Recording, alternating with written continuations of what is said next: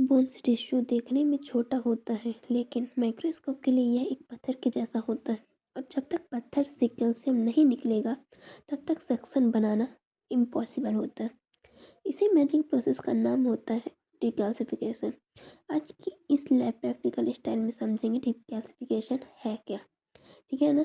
तो आज हम कवर करेंगे डिकैल्सिफिकेशन क्या है, कौन से टिश्यू में होता है और कौन कौन सी केमिकल का यूज होता है।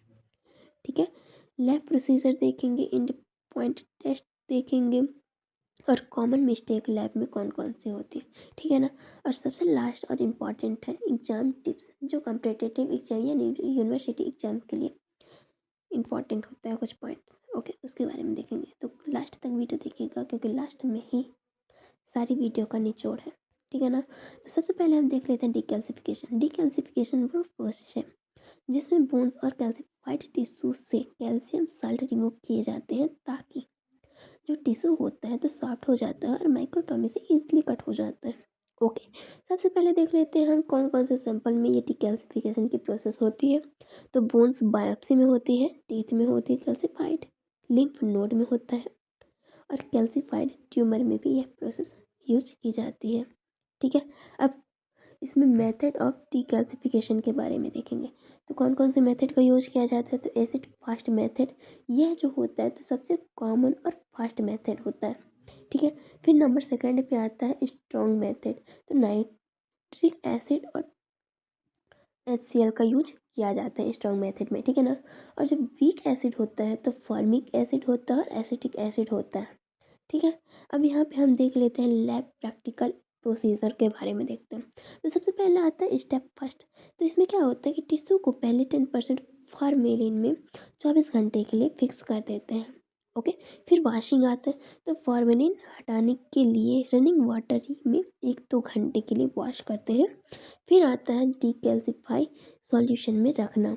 ठीक है। तो टिश्यू को पूरी तरह से सॉल्यूशन में डिप करके रख देते हैं, जिससे daily observation solution change softness check करना और लेवल मेंटेन करके रखना। ठीक है ना। अब यहाँ पे हम देख लेते हैं step 5, end point test, check करना कि कैल्शियम पूरी तरह से निकल गया है या नहीं। तो किस मेथड से करते हैं। तो नीडल टेस्ट से करते हैं, केमिकल टेस्ट से करते हैं, एक्सरे भी इसमें यूज होता है, फिक्सल फ्लेक्सिबिलिटी टेस्ट भी यूज करते हैं। ठीक है ना। सबसे पहले हम देखते हैं नीडल टेस्ट में कैसे करते हैं। तो जो हमारा नीडल होता है तो ईजिली जो होता है टिश्यू में चला जाता है। ओके। तो स्टेप 6 जो होता है न्यूट्रलाइजेशन। अगर एसिड यूज हुआ हो तो टिश्यू को वाटर में अच्छी तरह से वॉश या सोडियम बाइकार्बोनेट से न्यूट्रलाइज किया जाता है। ठीक है ना।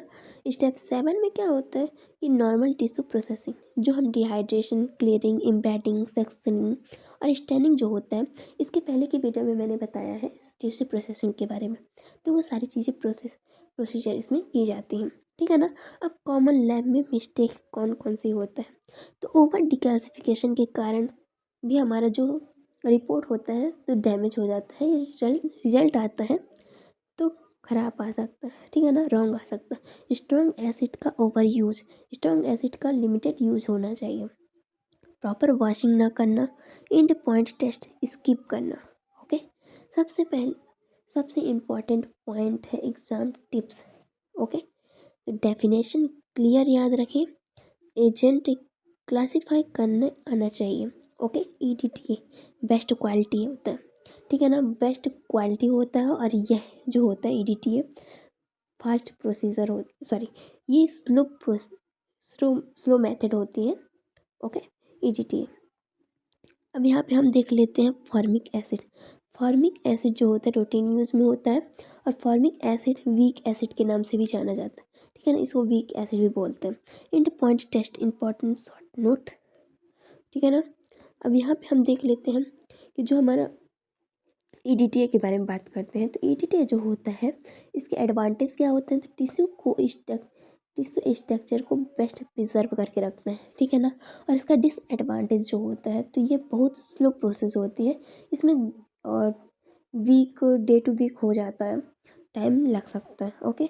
डिकैल्सिफिकेशन एक ऐसा स्टेप है जो बोन टिश्यू को माइक्रोस्कोप के लिए रेडी करता है। अगर यह प्रोसेस सही हुई तो डायग्नोसिस एक्यूरेट होता है, और यह अगर गलत हुआ तो रिपोर्ट भी गलत हो सकता है। तो जो प्रोसेस है तो बहुत सावधानीपूर्वक करनी चाहिए। और अगर यह वीडियो आपके लिए यूजफुल लगा हो, हेल्पफुल, थोड़ा सा भी हेल्पफुल लगा हो, तो वीडियो को लाइक करें, शेयर करें और चैनल को सब्सक्राइब ज़रूर करें। धन्यवाद।